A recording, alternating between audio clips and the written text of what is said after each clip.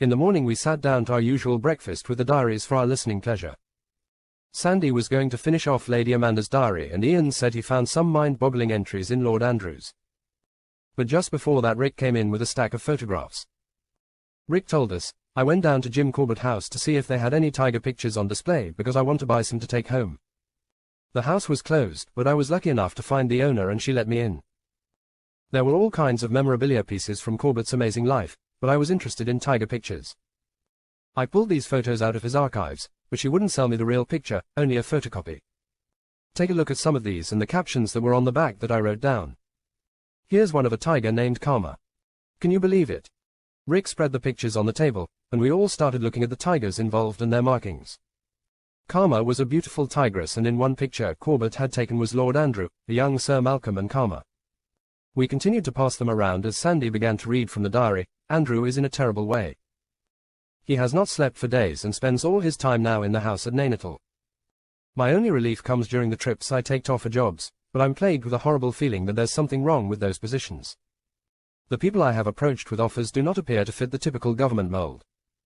Another entry read, "Andrew has had a call from Jim. I'm afraid things are getting out of hand. He's angry with everyone, and Malcolm has begun to show many of the same signs. I'm glad Malcolm will be going to Windhaven for a while. Perhaps Andrew will be over whatever is plaguing him by the time he returns." Still another read, "Andrew has gone to the glade. I've not seen him for hours and it's very dark now.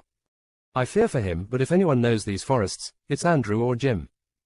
The next entry read, "Andrew returned home this morning looking very haggard. He would not tell me what was going on, but I sense he is not the man I married. I know partition has hit him very hard, but he is taking it too personally. He tells me, we stood by while evil ran rampant. If we're good people then why did we do nothing? Eventually he would shorten it to only, why did we do nothing?" Quote. Another one read, "I tried to tell Andrew we were good people, but can ants fight an elephant?" His reply was, "1 billion ants should be able to kill one elephant." Ian interjected, "If she knew more about what Lord Andrew was doing, she would have said. Maybe her secret diary will tell us, but we do have some new information from Lord Andrew's diary. Information you may or may not believe, but I want you to hear the exact readings before you make up your mind." Marius said, "You've tweaked our interest, my English friend." Ian began, "Jim told me he looked into the eye of the Champart tigress when he killed her. That was almost 40 years ago and the vision still haunts him today. When the tigress made her final leap, he said he saw Shiva in her eyes. When I heard that I knew what my path must be. The divine presence must be Kali if it is Shiva's wrath. Or is it Shakti returning to this realm in the form of a tiger to deal retribution?" Ian added, "The next entry says he has sent Malcolm to Windhaven in the company of Dr. Ali Singh. In Kenya they will meet up with Jim Corbett." Then Ian continued, "When they return that's when things change. They built the glade and put in the benches, a fire pit and added a barrel for water, indicating Lord Andrew spent a considerable amount of time in the glade. The path from the house is well worn. For a period of time, he would spread spores around the glade and along the path towards the tiger sanctuary in Nainital. Several entries refer to ingesting mushrooms but no identification of the species of mushroom." Lord Andrew's next entry after Malcolm's return from Windhaven was a doozy. He wrote, "It worked, I've made the connection with Shiva. Praise Shakti. I'm basking in her primal energy. She doesn't feel evil but innocent and content. The feeling can't be explained, only be experienced. Oh, great sage, I've followed you here. This is my destiny. I'll call her Karma." Oh my God, is he talking about a tigress? I asked and Ian replied, "Yes. I've read further ahead, and I don't want to spoil it for you so I'll let Sandy read them to you." Sandy read the first one. "I can't see through Karma's eyes as I can through my own. I must be able to influence her to go where I want her to go. Her eyes are too far forward. I must look from side to side to gain peripheral vision. Why does she not need to?" Another day read, "I can see more perspective than I have ever seen. It's a depth perception I'm unaccustomed to, but I feel her impulse to jump to a spot she knows she can. Things are paler now, like a veil has washed away the color from my vision. Another dose each today has heightened our awareness. Karma is more aware as well, I can sense it." Cheesy took over the reading duties and gave Sandy a break. "I can feel things in my feet and hands that give me a tingle. They must be Karma's feet as they touch the ground. Which is which, I don't know, only that they are not the same." A few days later Lord Andrew wrote, "I've never experienced such a sensation from a single hair. Well, not a hair probably but a whisker. They tell Karma things I don't understand. I can tell by her reactions that she felt something, but I haven't yet been able to understand what it's telling her. The sensation is all over my body. Marius said, those must be the guard hairs. They're thicker and rooted deep in the skin with a bubble of blood. When the tiger comes in contact with something, like brushing up against a bush or rock face, the information is sent to the brain. The cell traders had many tigers associated with their circus for hundreds of years. I can feel them on my legs, on my face, my eyebrows, my cheeks, they're like pinpoints. There is such a sensation when moving past something that I can feel it even if I can't see it, but maybe it's not there. I don't know. So many more sensations than I would ever feel in my own inner self. My senses are so alive. Cheesy continued with another entry, I can hear things that are invisible to my vision. They must be here, but Karma doesn't pursue anything, at least when I'm with her. The sound comes from everywhere and she turns her ears to amplify the sound. Sandy returned and took over again, today I heard such a shriek as I have never heard before. If the banshees were wailing at the gates, I wouldn't hear them. It was just a peahen who must have sensed Karma. The shriek was deafening. An entry from several days later said, she smells everything. Although I can smell differences, I don't know what they mean or what she is looking for. I've tried to persuade her to go in directions I want her to, but I can't do anything but confuse her. She senses when to return, or perhaps I'm becoming a burden to her, and she's figured out how to be free of me, at least for a while. We continue to extend the path with new spores and the network continues to expand. The next day read, last night I spent the night with Karma as she hunted. I could see everything so clearly and brightly illuminated, which made the jungle as active as the day. I could see so much more here at night than I could in the day. Karma's instincts are firing at an unbelievable rate when she senses prey is near. I can feel she is hungry, but I wonder if she could feel my hunger. Would that make her hunt to feed me? Perhaps I don't release the feelings I am passing on to her. When she saw her prey, I thought I would lose control. It was a calf from a neighboring farm, and Karma had the advantage. The calf had no idea she was so close, the wind was gently blowing in her face. I just let her go as much as I could and watched through her eyes while feeling everything she felt. Ian added, tigers have more rods responsible for visual acuity of shapes in their eyes than cones which are responsible for color vision. That helps greatly with night vision. The increased number of rods allows them to detect movement of prey in darkness where color vision wouldn't be useful. Marius added, it gets better than that, Ian. We studied tigers for centuries for circus acts, and learned that tigers have something behind the retina. What's it called, Marion? Marion replied, the tapetum lucidum, I believe. It gives tigers better night vision. It's a mirror that reflects light back into the eye and gets all of the light available to create a brighter image. That's why their eyes glow at night when you shine a light on them. The mirror is bouncing light back at you. Human eyes have a lot of light absorbed to the back of the eye and things won't be as bright to us. Marion added, their pupils are much bigger than ours to allow additional light to go in at any time. Even in the low light of day or in forest patches of darkness, they should see things brighter than we do. They stay in the darkness and look out. The cell traders had some very famous cats over their history. Raja and Sita were legendary in the Soviet world and produced decades of stars to follow. The entry continued, she curled her upper lip and then smelled it. I don't know what the odor was, I've never inhaled it before. Then suddenly she was off and attacked the calf, giving the first growl and roar I experienced as a passenger in that vessel. It was guttural and primal. Karma surprised the calf from behind and leaped on its back. She held on with the claws of all her paws, firmly grasping the calf. The tigress seemed to rub her face on the calf's neck before she bit into it with her large dagger-like teeth. It seemed to me she was looking for a warmer area or the warmest area. Where is Lord Andrew's body while his consciousness is in Karma? Cheesy asked, and Marius said, I'll bet you it was in the glade, but how is he communicating over the distance between them? Quote, I can breathe and smell things when she bites into the flesh, ripping it apart. I can still smell while she eats and what she is eating. The flavor is so very mild, or perhaps the sense is not yet developed in me. Sandy informed us, that's the last one for about 2 weeks. I think he was probably going out with Karma and learning how to control her. But he hasn't told us how he did it or where his body is. Ian added, some of that is explained but he doesn't tell us how. I'm hoping one of the other diaries fills us in. But continue on, Sandy, there are lots of revelations to come. Cheesy took over reading for a few entries. I must learn how to control Karma and learn how to navigate her to where she needs to go. We began to build a route to Governor House from the glade. It's only 1.5 kilometers from here, but through some difficult terrain. That shouldn't be a problem for Karma, she can remain undetected. She must pass the Alpine Club just north of the glade. Then crossed over Tiffin Top and proceed to the golf course. Karma can cross the golf course and approach the main grounds of the Governor House from behind the building without being detected at night. The entries continued as Lord Andrew taught himself to navigate Karma to where she needed to go. He talked about the transition from sensory impulses of touch and feel to cognitive inputs from within his self to Karma's consciousness. It seems he's developing a path with spores of a particular mushroom for some reason. It may be linked to his ability to communicate with Karma. The glade has been prepared with the mycelium and fungal threads are apparent. I've meditated in the glade with Karma next to me. Through meditation I have begun to achieve a higher connection with her even in times I'm within myself and she's in herself. Cheesy read. Karma took me past the Alpine Club and to the apex of Tiffin Top today. The view we had was amazing. Humans showed their location by the lights of their buildings. Even when they moved out of their buildings there was enough radiant light to easily follow their progress for quite a distance.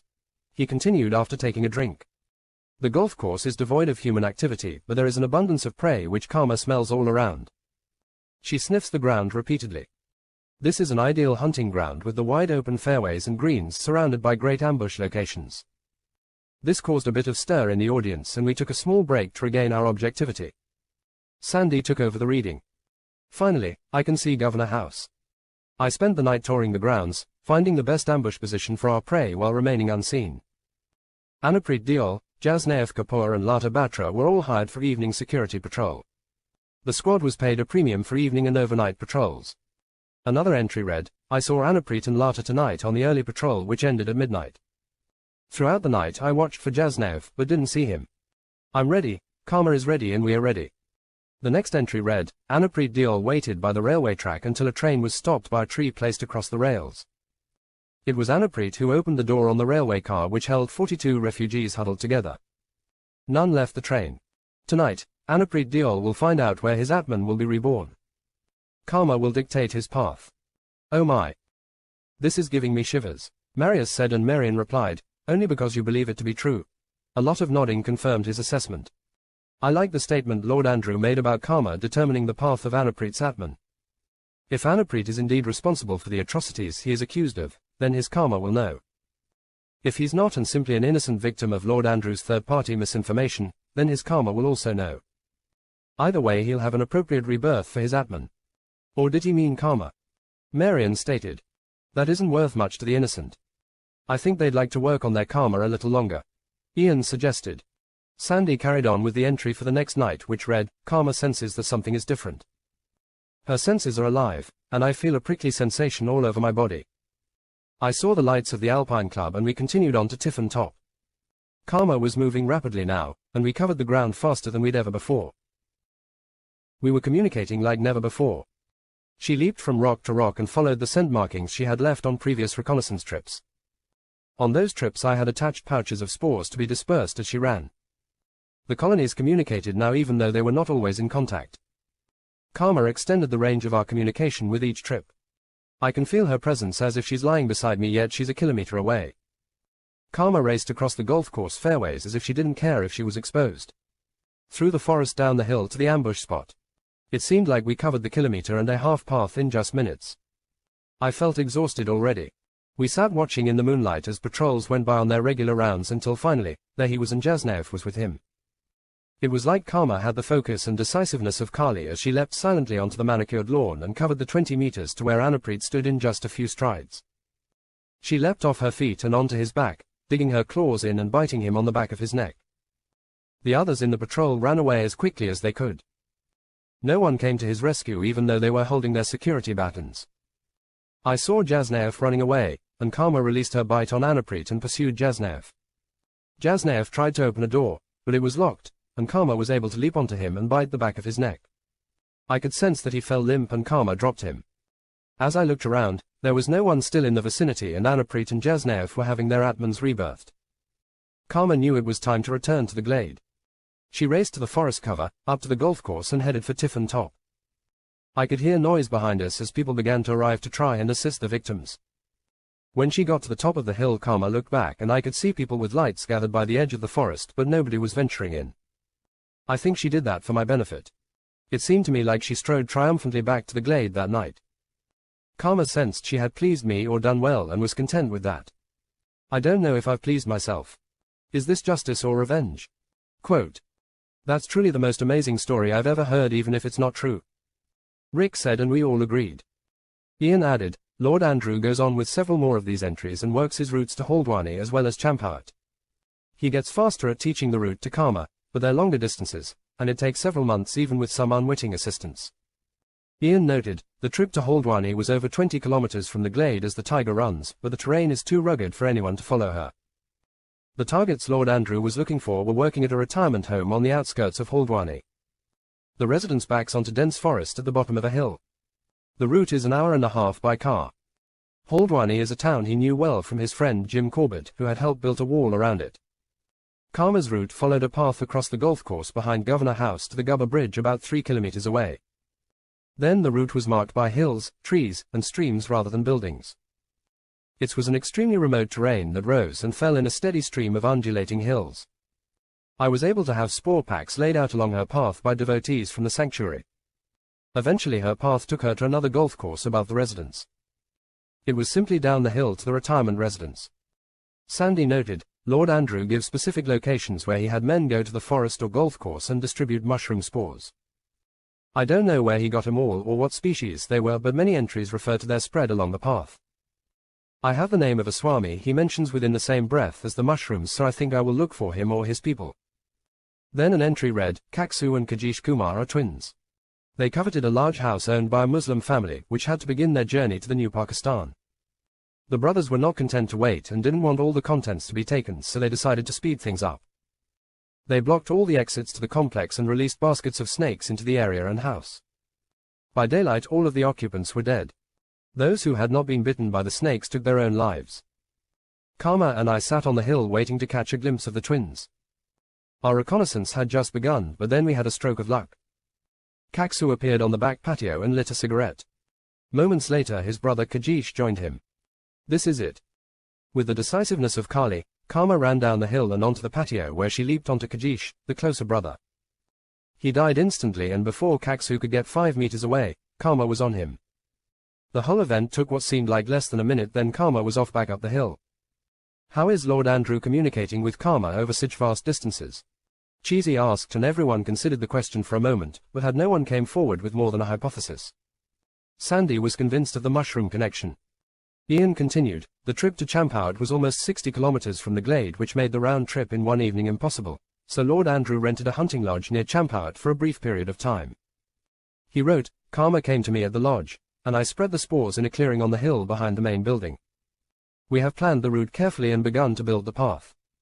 This is an important target even though so many still remain.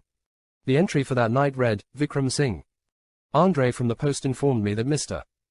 Singh claims more than 20 ambushes along the refugee route, resulting in hundreds of massacres. His presence at the top of my list is justified under any set of rules that determine what is right and what is not right in this world. He couldn't finish that entry. At that point he's losing touch with those around him like Lady Amanda, young Malcolm, and Jim Corbett. I think this whole journey has taken several years. Sandy and I have paraphrased a lot of the information. If you want to read the diaries for yourselves, you are welcome to.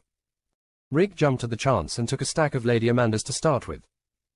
Now you must hear the final entry verbatim, and he began to read, I can no longer refill my personal self upon return, I must do what I can, while I still can. The croquet tournament at the golf course was not my idea, but it was an elegant solution for the time left to me. Lady Amanda sent invitations out to the last 48 people on my list, and their karma will determine their acceptance.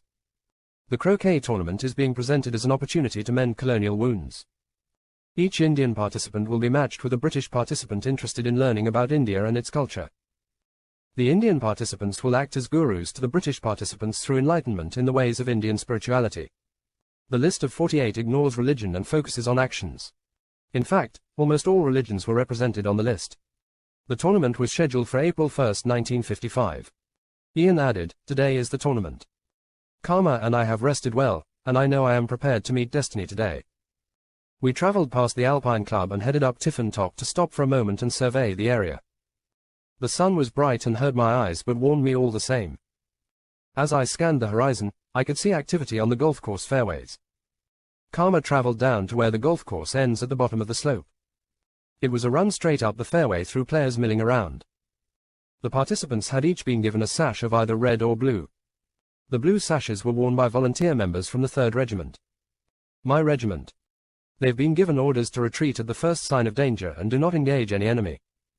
They will follow orders. I scanned the area for red sashes amongst the people and began to plot where they were in my mind, joining them together like a string of pearls that was breaking apart. Then, as suddenly as I decided, Karma was off with the decisiveness of Kali.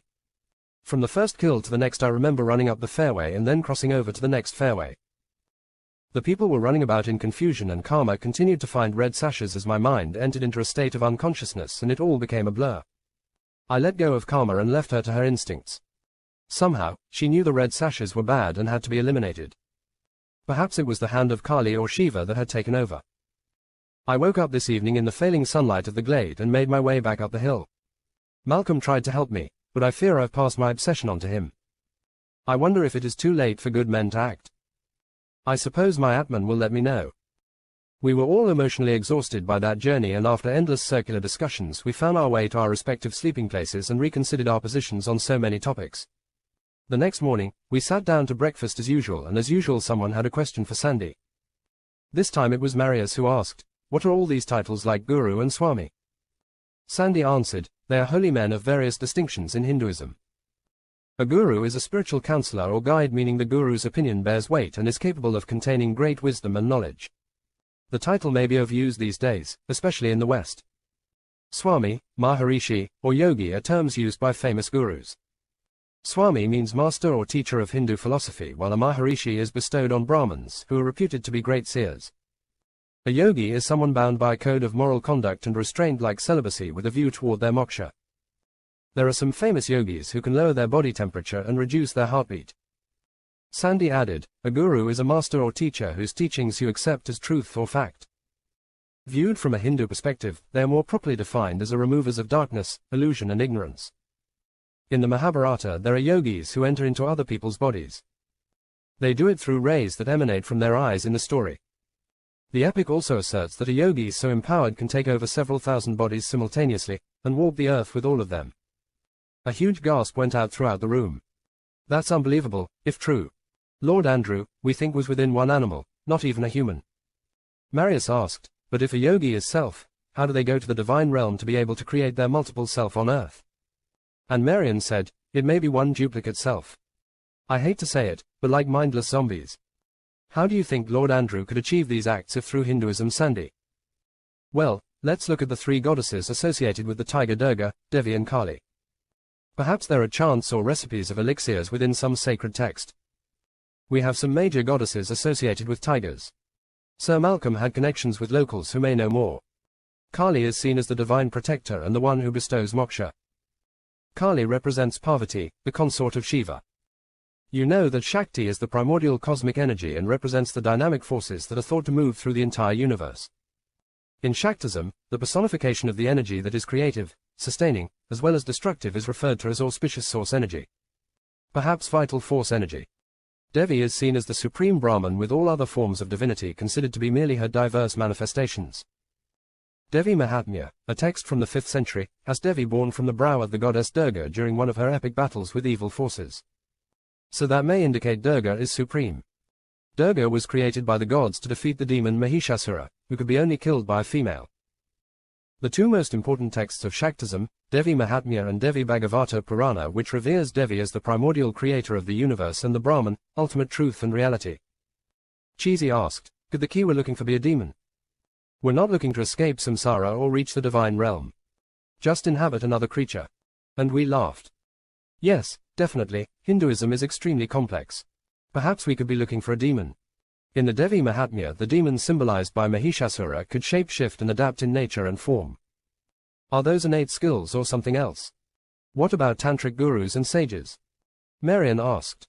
Dattatreya, a semi-mythological yogi and the author of the Jivanmukta Gita, created tantras. Matsyendranath, another guru, wrote the Kalanana Nirnaya, which is a huge 9th century tantra with a host of mystical and magical subjects. Marian suggested, "We should call Uncle Sandhu and see if he can have someone look through the books for Hindu or Sanskrit works." And Marius confirmed, then added, "They may be in Sanskrit and we have no one who can read them, so they have just been left with the other treasures to rot." Dick said, "I love it, guys, the teacher has homework." Quote, We were all heading back to New Delhi and then to our various destinations in the morning. It was difficult to get any rest that night because my mind was racing through what we learned on this trip. Ian told us, Richard is coming to stay for a month or so with some of his devotees from school. It's an outbound project, they're going to try and convert some locals. I just hope Richard leaves with as many as he comes with. I asked him, how much are you going to tell him about this? And he replied, when it comes to Richard, remember I gave him the title of Lord Rat Bastard. Then I added, he's a snooper and brings his snoop troops. To which he replied, if he finds the diaries, I will pay his price, after all they're mine, so it won't be too much. I'm his older brother and that still stands for something even with Lord Rat Bastard. The trip back to New Delhi seemed to pass more quickly than the trip to Nainital. As the terrain changed with the elevation, I knew I had only scratched the surface of what India had to offer both spiritually and culturally to a citizen of this realm of this world. We said our goodbyes and Sandy made sure we all got to the airport safely through the New Delhi hustle and bustle. Getting back to Oxford almost felt like coming home because this was the first time I had a house to come home to. I think I'm beginning to fit in. Everyone in Oxford is a Shelley expert, whether they're an academic or earn a living in one of the many academic institutions to colonize this part of England. Errol and I occasionally go to our local and encounter a pompous ass spewing out Shelley quotes to impress their audience of fair maidens. One of us will give the next line in the poem and then give a pregnant pause to see if they know the line after or are exposed as the pompous asses they are. It's the downfall when they quote a moonbeam poem. They will say to a hot girl they want to impress, and the sunlight clasps the earth, and the moonbeams kiss the sea. That's when one of us would jump in with, what is all this sweet work worth, if thou kiss not me? It garnered us quite a few dirty looks and near scraps, but also a few great dates on occasion. If I was quoting Shelley I would choose, the more we study, the more we discover our ignorance. I like the concept of the more you know you don't know. Sometimes when I cross a quadrangle I wonder if perhaps J.R.R. Tolkien or C.S. Lewis may have crossed over this same place. Perhaps Lawrence of Arabia and Adam Smith ate lunch on that bench. Maybe Oscar Wilde and Lewis Carroll had a picnic under that tree. And if you brush the dirt away deep enough even Roger Bacon's footprints may be exposed to take you into the metaphysical. Who are the people of today that students will be imagining 100 years from now? Errol. Me. Errol and I have explored a few locations in Oxford like the Bodleian Library's historic rooms, but in truth we spend most of our time in the Western Library, the main research library of the University of Oxford. Exploring the block around our campus is generally as adventurous as either of us get as the school burden gains momentum every year. In third year bioscience, a typical week for us includes 8 hours of lectures, with up to 100 students but generally 60 or 70 attend them all. We also had 6 hours of lab and 1 hour of computers that Errol and I usually did together. In the first year we learned about the diversity of life, how to build a phenotype, ecology and how evolution fits into the picture. The diversity of life examined biodiversity to include plants, animals, and microorganisms. Interestingly enough it included the genes they contain and the ecosystems they form. Biodiversity includes its processes as well as the variety of living organisms, the genetic differences, the communities, and the ecosystems they exist in. Dr. Ben told us there were 3,500 species of mosquitoes, but if you count all the species that number grows to almost 2 million and is projected to grow to perhaps 30 million when we're finished understanding everything there is to know about this realm. Rama had it easy, throw them to earth and be done with it. Oh, the joy of being divine. Those almost 2 million species are subdivided into the 6 kingdoms of life known as Animalia, Plantae, Fungi, Protista, Archaea, Archaebacteria, and Bacteria, Eubacteria, although some schools group bacteria together. I think the fungi will eventually prove to be the most prolific. Biodiversity usually refers to species diversity only, but it should include biological diversity and include a wide array of ecological services that they can deliver like providing clean air, water, soil, food and shelter. I also have courses in ecology and evolution that highlight interactions between organisms and their environment as they run nature's gauntlet from biology through ecology. Errol and I took a look at an interesting piece of computational software known as MEGA, or Molecular Evolutionary Genetics Analysis. Computer software for conducting statistical analysis of molecular evolution and for constructing phylogenetic trees holds some interest for us. MEGA includes sophisticated methods and tools for phylogenomic and phytomedicine introducing nucleotide changes, mutations, variation, phylogenetics, and molecular evolution. All this information for free thanks to the school. That's why all the students used it instead of CRISPR, but CRISPR is still very much on my plate. The CRISPR immune system worked to protect bacteria from repeated viral attack. It could be the key to the devil's pendulums. Cheesy seemed interested in software development in this area as well, which proved to be a huge benefit due to the complex nature of both the subject matter and the software analysis. Last year we specialized our focus and learned about genomes, the complete set of genetic information of an organism. All of the information the organism requires to function is found in long molecules of DNA known as chromosomes. The host-pathogen interaction is how microbes or viruses sustain themselves within host organisms on a molecular, cellular, organismal or population level. They refer to disease-causing microorganisms such as mosquitoes. Dr. Sue and Dr. Ben could teach that course because they enlightened us on these topics last summer. I learned a cell was a mass of cytoplasm bound by a cell membrane and that it's the smallest structural unit of living matter within all living things. Where are you, Dr. Sue and Dr. Ben? I need you. Ian continued at McMaster University in Canada trying to fast-track his education and working in the hospital. He's met a couple of doctors that struck up a friendship with him and they're mentoring him. Windhaven is always on his mind, so he decided to make a monthly video call for updates now that the technology makes that easy. Of course, everyone shows up and it's an hour of personal updates and perhaps a few extra minutes for Jay. Dick is now beyond his plebe year. A year which he had extreme difficulty with. Meditation got him through it, he said. His yearling year was a bit better, and now in his cow year he's looking forward to next year when he rules the roost. Then it will be on to military service. Dad and grandfather have great things planned for young Dick once he clears those hurdles. Cheesy decided to transfer to the University of California, which was less than an hour away on a motorcycle straight down Highway 111 from the Salton Sea camp of the Cell Tradeds. It's not the greatest academic institution in the United States, but they have graduate programs in cognitive science, brain sciences and human-computer interaction that all hold some varying level of interest for him. He'll probably do them all. The Cell Tradeds added a few structures to the Avenue of the Palms address, such as a shed and outdoor furniture including swings, trampolines, and a climbing wall. A few small trees were placed in large pots and each must carry its own wind chime. They have more privacy now with a partial wall around the back and the RVs on the outside. The front of the property is still exposed to the sea, just as a front porch would be, according to Marion. They had a large fire pit and a semicircle of chairs looking across the fire to the sea. Uncle Sandu came from time to time, and they have a couple of family members staying with them at the moment in addition to a few circus people in training. At least, that's who I thought they were. That summer the Jacks and Uncle Sandu invited us to Moldavia to visit the Cell Tradet family homestead, or as Cheesy calls it, Castle Cell Tradet. In India religions include Hindus, Muslims, Jains, Sikhs, Christians, Catholics, and dozens of other religions that do their best to provide their devotees with a history of creation, guidance for living life the right way and a place to go to at the end of it all. Some have a single god, some have no gods, and some have a plethora of gods. Each believes their way of life, dharma and method of worship will lead to the best options for their soul in the afterlife. Some religions can't tolerate other religions which may see the right way of life differently than they do. These differences can be major distinctions that even within a religion, one sect cannot get along with another sect. When state and church become one, must one be a devotee first and a citizen second? Some religions extract a pound of flesh from their devotees for their service to purchase icons of their faith.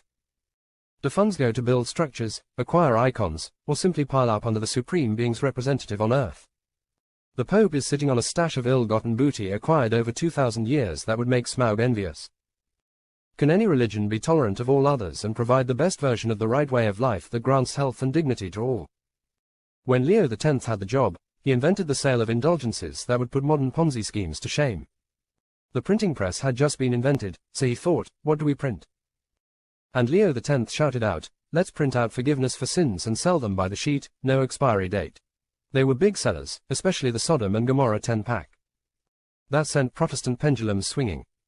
When Alexander VI had the job, he figured the world was his, flat or not. Alexander divided the world in half, between Spain and Portugal, as he figured it was his right to do. The pendulums of every Central and South American peoples must have been set in motion that day. Even today Francis must apologize for the atrocities committed by pedophile priests and the church hierarchy that systematically covered it up. If the leaders of a religion do not extol the virtues of the religion, how can they testify to their validity? Regrets cannot change the past, only the future. That future will last until it happens again. Some religions have a different approach to their own karma and help improve the daily life of all people by feeding hundreds of thousands of those people each and every day, as the Sikhs do at Amritsar. People of all faiths. It may just be a gentle nudge towards equilibrium of the pendulum, but a constant breeze will eventually blow the boat to shore.